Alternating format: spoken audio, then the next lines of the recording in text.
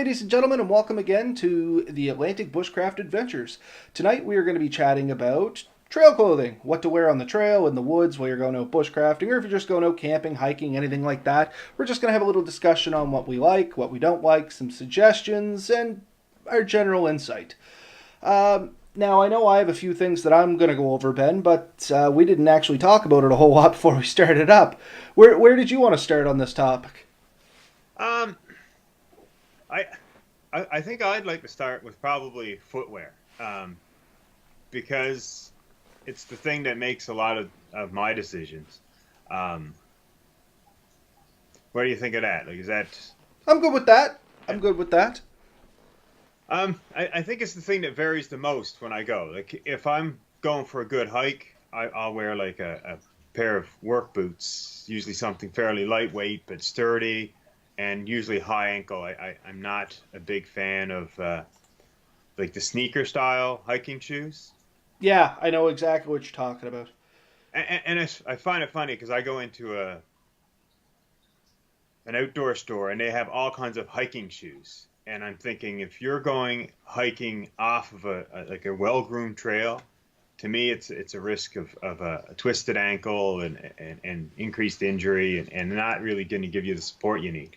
But some people love them, and people who love them and like them and use them, it's more power to them. If they can get out and use that, that's cool. But that's that's sort of a thought that I kind of have with it. I pretty well want something I can step in a decent puddle and not worry about getting too wet. Um, but on the flip side, if I'm going, say, canoeing or kayaking, I'll often wear more of a water shoe, something I can step in the water, get wet. It's not going to fill up with water, so it creates it awkward getting in and out. And I can sort of flip out of the boat and just sort of swim to shore if that should ever happen again. All right. So you have any thoughts on footwear? Actually, I do. I just wanted to say there. I noticed we had the classic hang-ups for whatever reason with the program we're using. It didn't record the first about minute of what we were talking about, so instead of doing it again, just to recap, anybody that's joining us on our audio feeds, we're chatting about trail clothing tonight. We started off with footwear, and you actually just came in right around where Ben was saying what he preferred there. But so yeah, sorry about that, guys. If you are missing a big chunk, just check it out on the Facebook page. It should have the whole thing. Now, to answer your question there, my thoughts on footwear is I'm a big sucker. I like boots regardless of what I'm doing. I'm not a big sneaker person in the woods, strictly for the ankle support. I'm a bigger guy and I'm clumsy. I have never seriously sprained my ankle in my life. Knock on wood, I've had little twists, things like that, nothing major. And I attribute it to literally, I live in my work boots. I buy a pair of work boots and that's it. Sneakers do me years because I never wear them. They never wear out. Generally, something ends up actually happening to the sneakers before they get worn out. Hey, Dave, just seen you join in there. So for me, yeah, it's boots only, and I like a boot with at least a 6-inch shank, if not an 8-inch. Like the ones I'm wearing now are 8-inch. I like as much ankle support as I can possibly get. And I do prefer the steel toes, but a lot of people tell you to avoid them, especially in Nova Scotia, just because we have a lot of rocky, inclinate, is that the right word? Inclining topography is what I'm trying to get across, but I don't know what the word is. But anyway, we have a lot of ups and downs in our terrain, right? So as you're climbing up, the metal in your toes could potentially hit on top of them or get under your toenails, and it's not a good thing. So I know on the wildfire side of things, a lot of the guys that used to come out over to here hated the fact that we wore steel toes just because of our topography. But anyway, yeah, I prefer steel toes, long ankle support.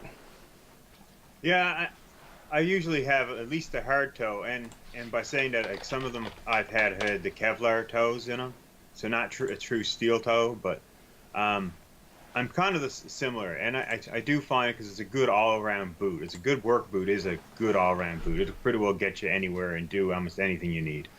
Um, Rubber boots tend to chafe and cause other problems, I find.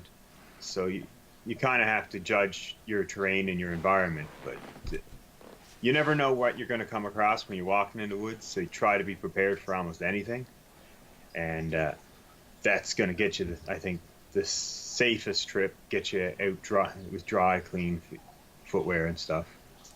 You said something that actually piqued my interest, and I forgot to touch on it. You said rubber boots chafe your feet. Very short story. I used to work with natural resources, as we've talked about before, and we Yeah. used to do something called PGIs, which is pellet group inventories, which, okay, the simple explanation is you go out in the woods and you count rabbit poop. Literally, we do it for tracking populations. We also pick up deer piles and moose piles if we happen to stumble across some. And it gives us information, well, not us, I guess now, natural resources information on how to issue hunting licenses with deer. It's not specifically set solely on that, but it's something they use to go towards that. Same as rabbit populations, potential looking into mainland moose, stuff like that. So that it's just statistical data, right? But the idea is you pick a point, they're all pre-planned out, and you literally walk 100 meters in the woods straight line on your bearing, and you stop at the 100 meters and you count whatever happens to be there. That's the short explanation, and even it was long-winded. But anyway, doing these PGIs, you will go through every kind of possible terrain you can think about. And I wore a pair of rubber boots on one that I had done for a few years and knew that it was wet and said, you know what? I'm going to save my feet. Long story short, you're better off getting your feet wet and drying them when you get to where you're going than trying to take a pair of rubber boots and do any kind of extended hike. My feet were tore up. The whole backs, like from where my heel was up, was just skin raw. So, good point. Try to avoid the rubber boots unless you're only going short distances and you really need them. My opinion. Yeah, and that kind of goes into a good side here is there are things you can do to combat that, and thick wool socks really help. Decent liners can really help, but all these things are going to add to weight and warmth. So in the summer, I think you'll start to find that could be too much, and in the winter, you may actually want that. I mean, the big snow boots and stuff are oftentimes, it's going to keep the snow out of your feet and it's going to be somewhat comfortable. But overall, just trying to get around, especially in the summer, I mean, I stand behind what I said. It's you will tend to chafe more in something that can't be laced down and tightened properly and get in and out. And if they do fill up with water, they will drag you down. Like it's really hard to get rubber boots dry. 100% completely agree. Something you're saying about big socks, wool socks definitely is something that I wear under my boots the majority of the time I'm in the woods in the winter. During the summer, I tend to go to a Gore-Tex sock or something like that, something that's a little bit more moisture wicking. But as you said, I tie my boots down pretty tight, and I haven't had any real issues with chafing. Might have been a good idea for the rubber boots the time I went out. The Gore-Tex socks did not do anything for that. It's one of the things they pushed when I was with the reserves. We had the combat boots. I mean, they're not steel-toed, I know, but they meet most of the other criteria. They lace up quite high. They're a good 8-10 inch high combat boot, and they lace tight all the way up, and they shape to your face. It's your feet, not your face. and they're leather, so they kind of form really nice. And I mean, there's a reason the military chooses that type of boot. It offers you the ability to cover good terrain safely and securely and protect your feet. And they really push the wool socks. Even if you decided to wear like a nylon sock, they usually recommended a wool sock over the top of it to help with chafing and breathing, because it'll allow some air for your feet to breathe. So that kind of covers your feet. I think we've done a good coverage there, and we'll probably talk a little bit more about this as we continue on, I'm sure. But I guess we can move on up. I mean, from there we go to, your pants and your shirts and stuff. Like, you want to wear layers when you're in the woods generally, stuff that you can shed and take off. You want to wear stuff that protects you from the environment. So we got insects. In our casual conversation earlier, you mentioned ticks. I am a tick magnet, yes. And what we were talking about was I always try to wear a long pants, long sleeves, even during the summer, if I can get away with it. I mean, sometimes it's just too hot, and I'll go down to a t-shirt, but I very rarely go any less than long pants if I'm going to be in the woods. Now, if we're on a trail, a groom trail, where I don't figure I'll be getting into tick habitat, or as you were saying, Ben, on a boat and I would be portaging or something like that, then yeah, I would probably go back to a shorts or something like that. But if I'm going into the woods and I think there's a potential of ticks, I get pants. There's actually a specific type of pant I buy that has no zippers, no metal. They're all button up, and the pants are made of a ripstop material. So if they start to rip at all, they won't spread. It just kind of goes to its individual cell, and that'll dead it. The downside of them is they don't like the heat either, as we had talked about with another piece of clothing I have here. But the good point is the very ankles of them have it's not even an elastic band. It's literally a string where you can tie them yourself. And I like to take and tie those down somewhat snug, not snug enough that it's hurting my feet, but somewhat snug, and then take my socks and flip them up over those. You look a little ridiculous, but you don't get anything down into your bare skin, you know what I mean? Yeah, and the combat pants have a similar thing, and they have an elastic, like a bungee cord that you can buy to go in under your pants to help hold those same things. And with my search and rescue, we use gaiters as the recommended device, which goes sort of over the top of your boot and then over your pants. If you can picture what I mean. I don't know if everyone's familiar with gaiters. You can look them up on Amazon. I do have a pair over there somewhere. I'm not going to look for them right now, but maybe we can post some pictures of them later. Were they called a gaiter? Gaiter. Yeah, so it goes underneath your boot. There's a strap that goes underneath your boot and then holds down fairly tight and then comes up your leg almost to your knee. And it's an extra piece of clothing, and it helps protect you from insects, dirt, ticks, things like that. Okay, now I think I might have a photo here. I'm going to try and add this in. If it all goes sideways, I apologize. So let's just keep on chatting, and I'll come back to the gator thing here in a minute, as long as I don't crash us out. Yeah, and I guess we're talking along these lines. I do know that I was down to Mark's warehouse the other day, and they actually sell clothing now that's got an insect repellent built into it. No fly zone. Is it a Pethrun base or a deep base? I didn't look into it a lot, but it is definitely some kind of chemical put into the clothing, and it's supposed to be good for like 50 washes or something. Mm. I'm sure they're not the only company, but I think it's called No Fly Zone. So that's something else you can do. In Promethean, I think it's called. You may know. Yeah, I said Pethrun, but you know what? Do not take what I say as an English word as actually being a real word. That I see Melissa's working over there, so she's probably going to correct us. So yeah, Mel, if you know how to say that word, can you just poke your head in and we'll straighten this out? But she's really good at English. I'm not. I make stuff up. As long as people know what I'm talking about, I'm good. Oh, I got Newfoundlandese figured right out, but that English language, yeah.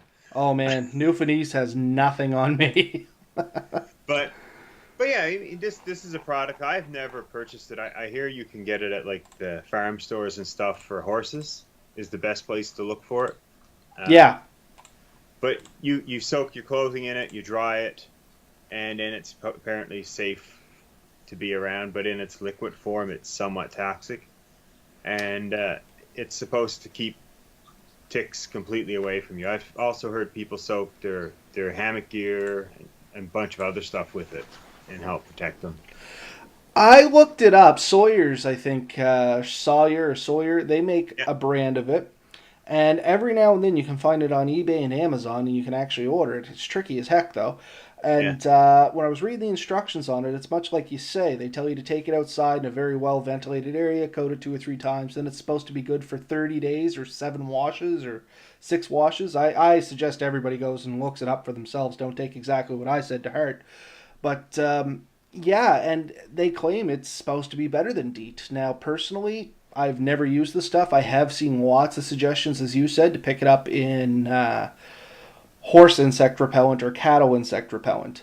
The big thing with that, though, I think, is don't get it in the waterways or any of that, the wet chemical anyway, because apparently it'll block fish's ability to breathe.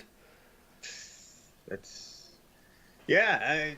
It, I don't know a ton about it. I guess it's readily available in the States. It's much harder to get here in Canada. It's an option that some people can look up. I see there's a link to it now in our comment section. Yeah, so for anybody that wants to check it out, the Sawyer stuff I was talking about, look in the comments on the Facebook page for this video, and you should be able to pull it out. Also, the other thing I got up here for you, Ben, can you tell me, is this the gator that you were talking about? Yeah, it's a version of them for sure. Some of them are a little tiny bit different, but that's the general idea. It's decent for well year round really. I mean, it's good to help keep the ticks off. It's not 100%. They can kind of get underneath it, but if you've got the socks pulled up, you got the gaiters on, you're pretty protected. And if you're out in the winter and it keeps snow and stuff from going down the cuff of your boot or whatever, so they offer you some levels of protection. So it's another piece of clothing.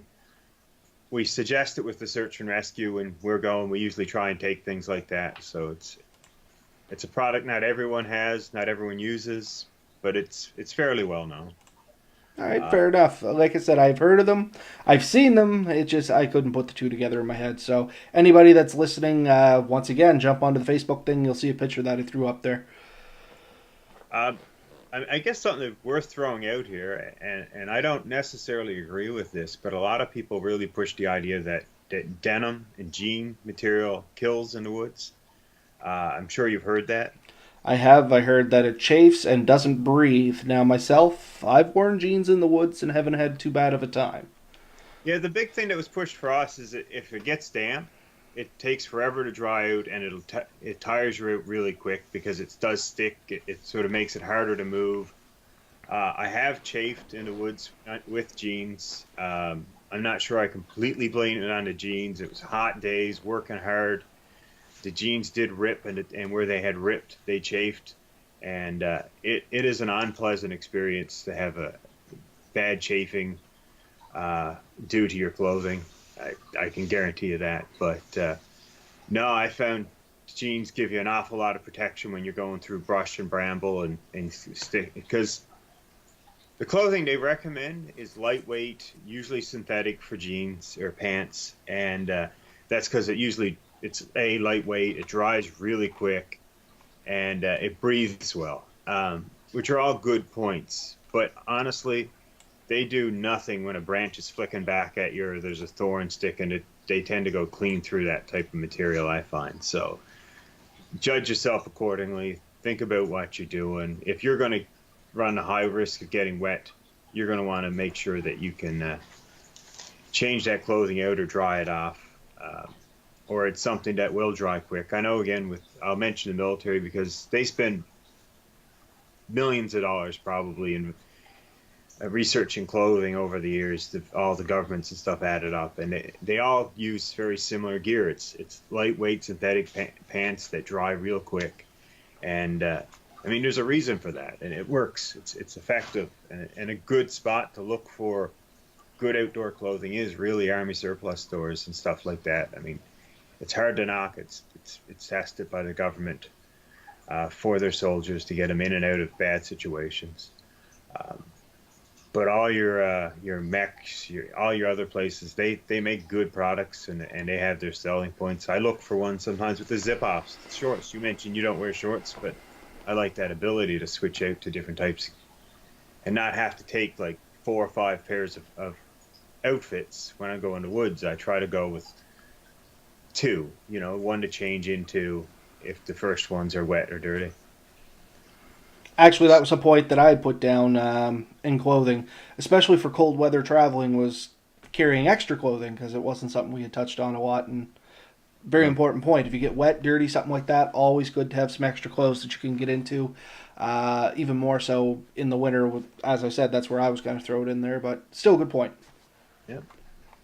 Yeah. And at minimum, like spare socks. Take care of your feet. That's you damage your feet in the woods. You get them too wet. You start walking around with wet feet. You may not be walking the next day very well. Trench foot.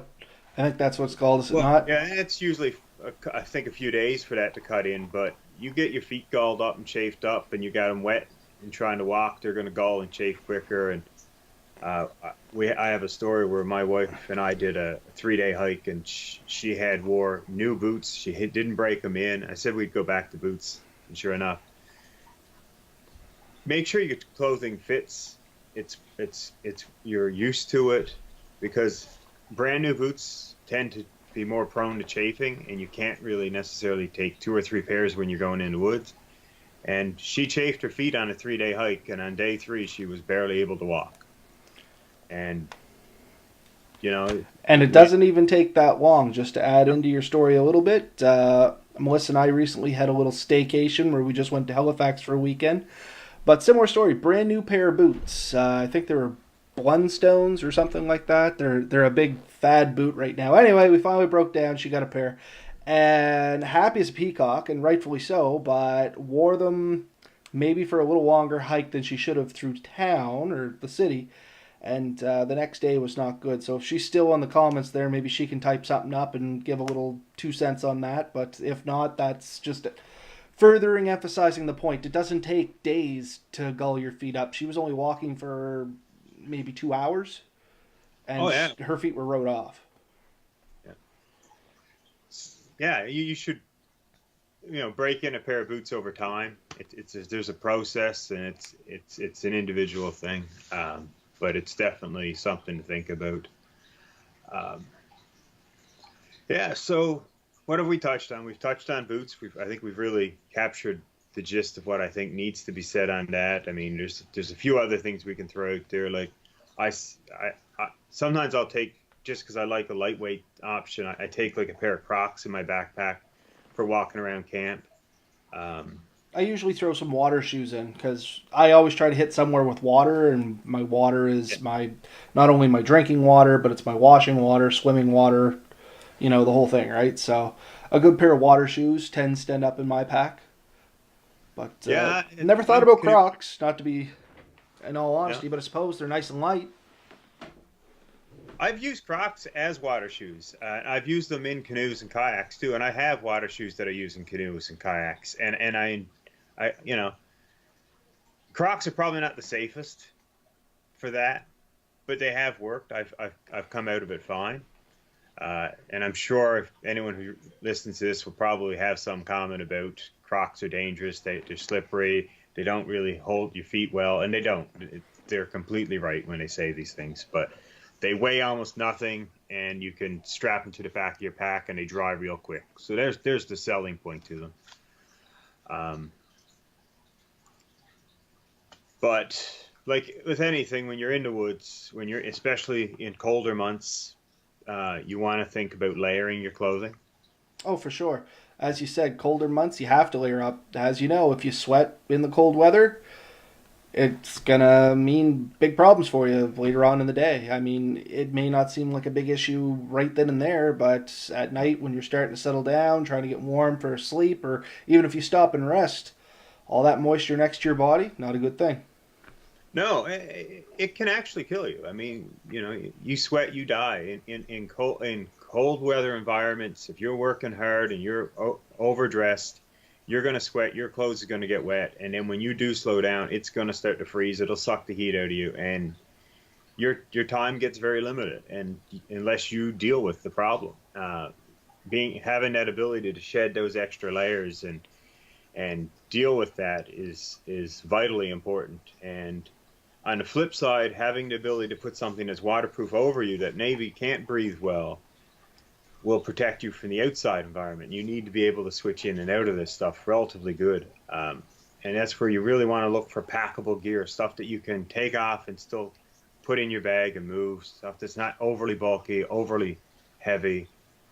It's the big push for down gear for most people now. I mean, you can find a good down jacket or down vest that packs up pretty small. That's pretty neat, but you'll pay for it. It's quite expensive. Well, that's like anything. To get the fanciest of products, it probably has a high price tag, but generally you do get your money's worth out of it. So, the odd time you might not, but generally you do get your money's worth out of anything you're going to buy, especially if you're going into the woods. Although I picked up a nice down vest a little while ago at at a flea market or a Frenchie's. Actually, the one there attached to the 102 The surplus. surplus. And I mean, I've knocked that store a few times over the years because I do find sometimes the prices aren't where I think they should be, but there's still good finds in there, and that's where I found that vest. And I've wore that vest at work most days since I bought it, so I can't really knock it, right? So keep your eyes open for good deals and stuff there. Like you don't have to pay a fortune to get good gear, but you do put a lot of time looking for it if you're not paying the money, right? Oh, for sure. So yeah, I guess we pretty much talked on boots, pants, basics of shirts. We chatted a little bit on coats there, but I guess to sum a lot of this up, I noticed we're covering a lot of the same topics, just in different ways. The big thing, and feel free to chime in here, Ben. Wear clothing that's moisture wicking and won't make you sweat excessively when you don't need to. Both summer and winter, your base layer, or what's right next to your skin, and this is all my opinion, no scientific backing on this except my own experience. But next to your skin, something that'll wick the moisture off your skin if you do sweat it a little bit. It'll pull it away from you, get it out, get it evaporated off. Followed up by a looser, warmer layer. And you'll probably have more insight on this, Ben. The air layer that you can trap between your two layers of clothing will offer a lot of heat retention, correct? Yes, yes, that's the theory behind down and most is that it's the air, it's the trapped air that gives you the real insulation. It doesn't produce heat, as some people claim it does, but it does retain heat. So if you're producing heat, your body is, as long as you're alive, it's going to produce heat, and it'll retain that heat and keep you warmer. So, and no, everything you said right now is right as I understand it. It's pretty well what they say, right? And that's kind of what I thought, but I didn't want to put an official spin on that because I really am just talking from personal experience. And as you mentioned earlier, if you do got to wear rain clothes or something like that in your outer shell, most rain clothes don't have the best breathability. Even when you spend big bucks and they claim they do, they still tend to not breathe that well. Otherwise, they wouldn't be waterproof. If you can let water out, you can probably let water in. So, a good thing, as we stated earlier, take something that you can change into once you get there. Keep yourself dry. The key thing, even with all your clothing, is to be dry at the end of the day or once you get to where you're going. And try to stay as dry as you can in between. Yeah, I mean, and I've used as a rain protection a garbage bag before, and it works well. And you can squeeze it into your pocket, or punch a hole before you put it over your head. And I mean, I'm laughing because I've been in the same situation. I have used a garbage bag as my poncho and my shelter all in one evening. So, but it works. And like I said, you bunch up a large black garbage bag in your hand. It doesn't weigh much. It's a great thing. I mean, if you look at a Kelly rain suit, it's a nice rain suit, but it's gonna it's gonna fit in a pouch probably about 9-12 inches square and probably 2-3 inches thick. That takes up a valuable real estate in your pack. And a garbage bag, I don't know, right? I mean, there happens to be one here. Bunch it down to next to nothing. you can literally slip in your pocket of your pants, especially if you got a cargo pair of pants or something like that. Jam at the cargo pocket, forget about it. Yeah. I've watched a lot of these through hikers. The guys do the 3-4 months. Some of them, they don't wear rain pants. They wear a rain skirt. Guys, girls, they don't care, right? It's just a single piece of waterproof material they wrap around their waist and tie off. And they say that in the rain, that keeps them warm, leaves their legs fairly free. And being a skirt design, it kind of allows airflow still, so you can dry off a little bit. I'm not sure if that tapping's coming through, but I'm sincerely hoping everything is okay out in the rest of the house. Uh, No, I didn't hear anything. okay, it's quite loud behind me. I'm actually getting a little concerned, but I'm sure they'll come get me if anything does go awry. Yeah, all good points, and the garbage bag, perfect for, as you said, just throwing in your pocket. I've never tried a water skirt, or a rain skirt, as I think you called it. I haven't either, I haven't but seen them. I like the content. I don't even know if they're bought or if they just make them. If you watch through hiking videos, the PCT and the ATC down in the States, there's a whole bunch of videos of people who do these things, and it fits well into the bushcraft concept. But these are people that are really into the ultralight. They're doing 30, 40 kilometers, miles a day, depending on, and they're trying to do, I think some of these hikes must be close to 5,000 kilometers in total or something. Hmm. They're brutal trails, and they start early spring and they go right into the fall. Like they're at it better part of a year, and they have large goals, and they know there's going to be days where they can't move because the weather's not acceptable and stuff. But on the good days, they're going, and they really push the gear. If you want to do research on gear and what works and what doesn't and what's good for long trips, these guys are the ones that have tested it all, right? And they'll tell you about the shoes they use, the pants they use, the different systems they use for everything from hygiene to clothing to backpacks, the hammocks, why they stuck with what they did, what they got rid of, what they were happy with. And Uh, maybe just one more time, Ben, give that another good plug in case anybody just peeked in at this point and they perked their ears. Who was that again? there's no particular person, but the ATC is the Appalachian Crest Trail, I think it is, and the Pacific Coast Trail is the other one. I think it is Coast or Crest. But there are two trails to go from basically the southern part of the states right up to almost the Canadian border on both sides of the continent. And there's a ton of YouTube videos. There's a lot of people that have done it, both guys and girls, and they go in some pretty in-depth stuff talking about different gears and stuff. If you ever want to Google it or YouTube it, it's a pretty good rabbit hole to get lost down. But they do run a lot of stuff about the gear and what they took and why they took it and how they packed the gear. And because of what they do, they're not bushcrafters per se, but everything they do is pretty well bushcraft related. So it's like I said, it's good research. I find it's interesting. The trail itself is a lot of the trip for them, and that's where you kind of get out of it. There's a lot of stuff that happens on the trail that's unique to the trail and not so much to the bushcrafting. But And that's fair. So yeah, if anybody wants to check that out, please feel free to go check it out, or even shoot us a little bit of a message. I'm sure Ben would be able to pass along more than I would. I think I'm going to check it out myself, actually. But I think for the most part, we touched on most of the major clothing there, Ben. The only thing that I had sitting beside me that we haven't mentioned yet, and I'm sure you'll have something on this, is hats. Now, they vary from season to season, but I am a firm believer in always bringing a hat with you in the woods when you go. So in cold weather, it's to keep you warm, keep heat in, keep your ears from freezing, things like that. And in the summer, it's more for keeping the sun off you. Now, at the bare minimum, ball cap is great. I've seen, I'm even myself, I'm guilty for wearing a bandana, but generally even over my bandana, I wear a hat much like this, which we talked about before we started up. And it's just a Tilly style hat. This one happens to be oilskin. It sheds water really well, but what I like is the full band around it. I'm a wuss when it comes to sun. I hate getting sunburned. I don't like being that crispy feeling.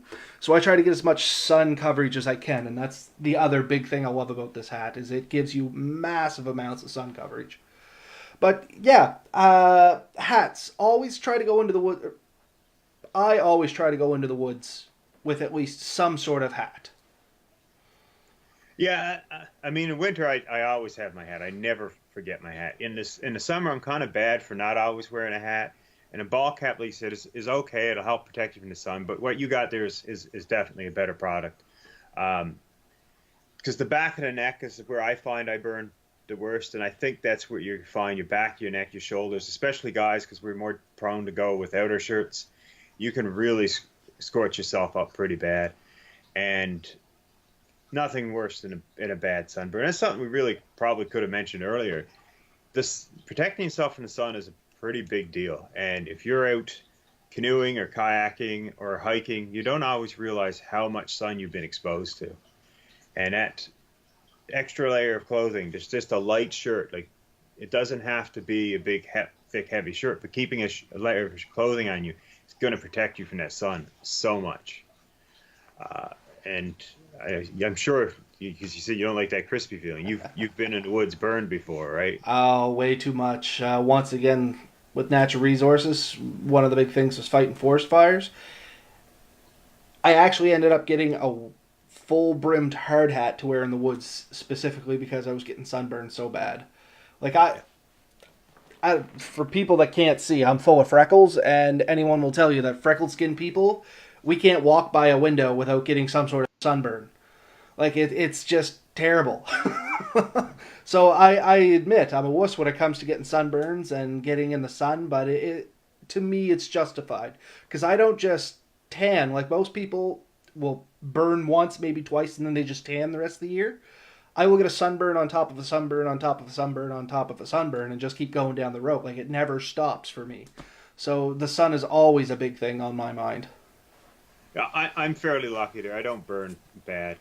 I have probably a few times in my life, but I've seen some horrible burns. And my niece came to visit us one Easter a couple of years ago. They were down south for a trip, and she went and she got herself burned, and then she covered herself up for a couple of days, and then she went uncovered for the next day. And when she came up, she had blisters that were like her Yeah. whole shoulders down her back, and you know we're trying to give her aloe vera and anything to try and ease it, but reality is At that stage, not a lot's going to soothe that. no. I mean, it's a sin, right? And when you burn, I tend to think you burn once, you burn the second time quicker. Maybe so. Like I Are we said, I froze? don't have. No. Nope, we're all good. You glitched there for a second. Like I said, I don't have a baseline for that. I never stop burning. There is no such thing as just, oh, now I just tan. Now it's I'm just darker, but I still burn. So, Yeah. So uh, if you're going to talk about sun protection too, we should probably mention sunglasses is another great product that you should probably have with you. Um, and believe it or not, even in the winter, uh, snow blindness is a real thing, and it's kind of fits in the same thing. It's clothing. It's something you're going to wear on your person to protect you. All your clothing is really for your personal protection. oh, for Uh, sure. And right? I generally wear my sunglasses more in the winter than I do in the summer, specifically because of all that reflecting sun. Oh man, I'm blue-eyed, and blue-eyed people tend to have more problems with the sun, I think. And I remember as a kid, bright days are almost painful to me. I almost always have some kind of sun protection for my eyes, and I have been out in the winter and known like bad headaches from the sun. Had to crack the window. But yeah, like too much sun on the eyes, you can get headaches. Too much sun in a day, too much heat, and you can get sunstroke. I mean, that's a very serious concern. Uh, so he said, good hat. They used to make some with like a scarf or Yeah, I've seen those. They used to call them, or I should say, we used to call them desert caps because yeah, they would give you that full. They would have like it almost looked like a ball cap, and then right where your temples would start, it was kind of a skirt that went around and hung down a fairly good long way that would cover your ears, your neck, and all that stuff. I don't like the feeling of that on my neck personally, but for those that can wear them, man, that is awesome protection. I have tried them and I tried to get used to them. I just could not do it. yeah. I mean, I suspect the whole concept of those come from people who lived in the desert. If you look at traditional desert clothing, they often wore like the bandana type band with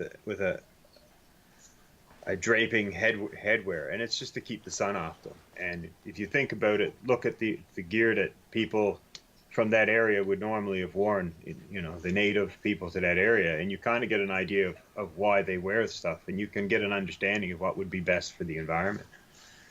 Um, Yeah, no, I completely agree. I was just sitting here kind of grinding the gears trying to think anything we didn't touch on, but I think we covered everything. The last thing would be hands. Always wear gloves for whatever you're going to be doing. If you're going out in the winter and you think, oh, it's a warm day, I won't need gloves, take them anyway. You'd be surprised what you'll need once you get into the woods. As you as anyone that's gone into the woods will be sure to tell you, it gets colder in the woods because it's more damp in the woods. All the foliage and stuff usually traps the moisture down a little lower, drops the ambient temperature. You generally don't get as much wind, but when you do, it tends to be a lot more raw wind just because of the dampness that's in it, especially in colder climates. During the summer, it's kind of the reverse. Then you tend to get a lot more humidity in the under the foliage, and you have to bring that into account too when you're dressing. Yeah, if you, I usually have a good pair of gloves, and if you're going to do any amount of work, it can save your hands. And I just kind of had a thought there, just because you talked about it. There's a method for keeping warm. It's called the vapor barrier method. Have you seen this? Do you know? It, if you take like the latex gloves, Yep. put on your hand, and then put your gloves on over the top of that, it prevents air transfer from getting directly to your skin, and it'll actually give you a few degrees warmth. It really does work. Your hands may feel clammier because the moisture can't get away, but what it is it's not letting the moisture from your body get to your clothing, so your clothing doesn't get wet. It won't, and it's a method you can use to insulate yourself. It's called the vapor method. It's worth looking into. Do try to understand it before you attempt it. I've heard of people doing it with a whole like sleep systems, and it's basically you can take a plastic bag and put over you, not over your face ever, but and then you put like a lighter sleeping bag over you, and you'll stay warmer than you might have in a heavier sleeping bag. A lot of people struggle with the clamminess and stuff of it, and there's definite drawbacks to it.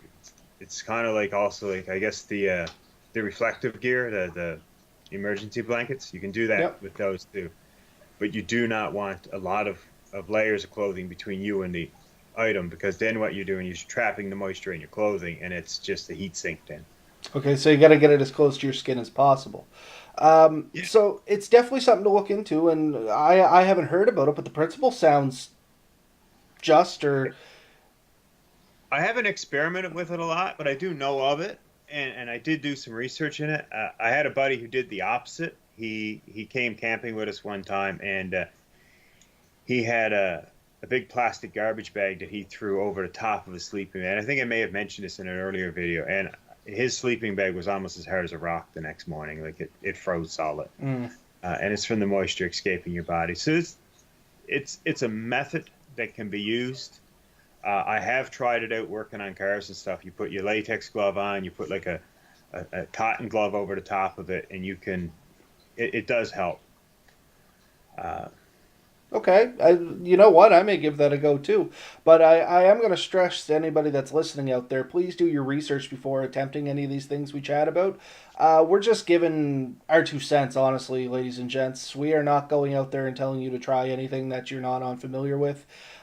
Please do your research, or at least get a hold of us, and we can chit chat about it in a little bit more detail before you attempt anything we talk about. Not just this vapor barrier. This goes to any of the shows we've done. I mean, we're just a couple of guys that are talking about our experiences. We are not the be all to end all, if that makes any kind of sense. no, you're perfectly right, and these are ideas that I'm throwing out there, and I highly push, and I agree 100%. Do your research, and if you're going to try these methods, try them in a controlled environment.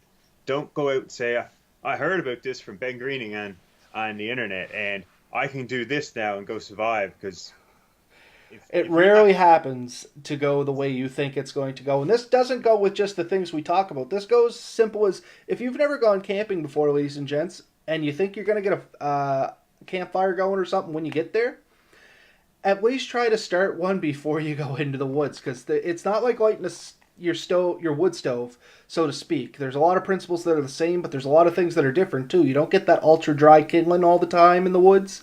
So definitely know and try some of the stuff you're going to attempt in the woods, at home, in a controlled environment, as Ben said.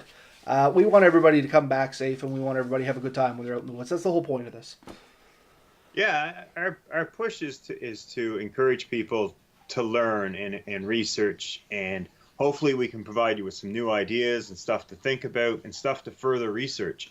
And I would be as happy as you can be. If you prove me totally wrong, that's great. You've taught me something. If you see something that you don't think we've heard of or haven't tried, bring it up. Maybe we have, maybe we haven't. If I haven't, I'm going to look into it. I'll research it. I'll learn as much as I can about it. I'm sure Robert's the same. You know, and it's through conversation that we're going to get this stuff out and kind of maybe get some new ideas and new thoughts. No, I 100% agree, and I 100% support what you said there, Ben. Yeah, there's nothing more to really be said about it. I think that about wraps it up for me, Ben. Is there anything else you want to touch on? Did I miss anything you were looking to try and cover? Not about clothing. I was going to throw out here. I don't know how many of people are listening are in the central area for Nova Scotia, but my East Hants Grand Search and Rescue group, we do an Easter egg hunt this Saturday at the Lions Den by Enfield. If you want to meet me, I'm sure there'll be thousands now. But if anyone wants to meet me or just wants to take their kids out or something and get some Easter eggs, this is a great event, and it supports a great organization that I happen to be a member of. We have some good food there. There's barbecue and stuff. So I just wanted to throw a plug out for that, just to get that out there for anyone who might be interested. And I hope to hear from you guys about clothing, anything woods related, bushcraft related. Like I said, we're trying to get a good conversation going here. I think we've covered the basics. There's so much to be said about any subject. We'll never cover all of it in a single video, but No, and as I said, we're not the gurus on this stuff. We just chit chat a little bit about what we think would be interesting to you guys. And on that note, if you have anything that you want us to talk about, get a hold of us. You can get us a hold of us at the podcast at atlanticbushcraft.ca email address, or on the Facebook channel, the YouTube channel, any of those means. Shoot us a message. We'd love to hear from you, and we look forward to hearing from you so we know what you guys want. Yeah. I mean, that's what we want, and hopefully we'll start getting to meet more of you guys as time goes on. And summer is rolling around. Yeah. I found out we got one viewer that's from down by my cabin. I'm hoping to meet up with him sometime this summer. Megan that just joined on there a second ago, she's not far from me either. No, so I mean, there's a lot of people here that aren't far away, and there's the potential to meet up with some of you guys if you're ever interested. And there's the Bushcraft weekend. I think we're hoping to do something there. Yeah, I'm going to be there for one of the days over the weekend, at least, I believe. We're planning on it now, the Sunday for sure. I gotta get in touch with Lawrence and Jamie. I don't know if Jamie's still tuned in there to see what they need. But yeah, I'm hoping to at least get down for one of the days over the weekend. It is a 4-day event for anybody that's interested. I'm pretty sure it's a Thursday, Friday, Saturday, Sunday. Check it out at the Nova Scotia Bushcraft Facebook group. They'll have more information on it for you. Yeah, it's a great event. I haven't gone to the last couple. I went to the first one, and I do really hope to make it to this one. I'll probably try and hit at least the same day as Robert. It's kind of halfway between places I'm normally to anyways, so it's an easy jaunt up and down to it. Oh, for sure. And if we can coordinate getting there at the same time, y'all better believe that we'll be doing something with the Atlantic Bushcraft Adventures podcast. So, yeah, look for us. Maybe we can get to chat to some of you, and we'll get you on the podcast. Yeah. So, where is it? It's if Megan is asking, the Bushcraft weekend, I'm pretty sure is at Smiley's again this year. Yeah, I think it's at Smiley's, and it's August. I think it's the August 11th weekend. Does that sound? I think it's the 8th, 9th, 10th, and 11th of August this year. That sounds right to me. I haven't checked it out lately. But a great bunch of people. It was an awesome one that I did. I can't say enough good about it, really. No, for anybody that's interested in even doing something woods related, they cover more than just bushcraft. It is the Nova Scotia Bushcraft annual gathering, but there's trappers there, search and rescue stops, and there's first aid demonstrations. There's tons on bushcrafting. There's trade blankets, there's food, music. I mean, it's a good time. Everybody leaves happy. Yeah, there's plenty to learn, plenty to see, plenty to do. Um, I think I have a couple of buddies who are hoping to volunteer to do a couple of demonstrations, so I may be helping out some of those if they want. They've indicated a wish for that, so I may end up being there for a few extra days. I don't know the whole plan yet. I will have to register that soon, but that's something. Check it out. There is a registration. I don't remember what the fee is.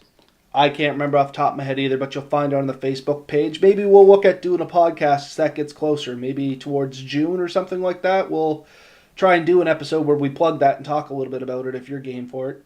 Yeah, in fact, if one of the administrators to this is interested, we could have them on. You're right on my thought process. That's exactly what I had rolling in the back of my head when I mentioned it. We'll call them out here on air so they can know that they've been formally invited here. Jamie, Lawrence, I'm looking at you guys. If one of you, I know Mark's there too, and a couple other guys, I think Rob. So if any of you guys are able to spare some free time on a Wednesday in June, drop us a line. We'd like to chat to you and plug your event and try and get you out as much as we can. Yeah, and I'd even be willing to look at a different date if it Wednesday absolutely can't work. We could try to work something else out, I think. Oh, for sure. Yeah. I don't mind making an exception for something like that. I'll plug any event. Speaking of which, why don't you give one more shout to your Easter egg hunt this year, and then we'll wrap her up. Yeah, Easter egg hunt this Saturday. I think that's the 20th. Correct me if I'm wrong there, Robert. It is the 20th. You're good. Yeah, it's in Enfield Lionsden. You can see it from the highway. It's an Easter egg hunt. So we got 3 spots. I think it's from 0 to 3, 4 to 7, and 7 to up. I don't know what the max is. We got 3 areas to hunt. We do twice, once in the morning and once around noon. And it's a great time. There's a lot to learn about search and rescue. There's some raffles, some games. Nobody leaves empty-handed. Like, everyone comes away with something, I think.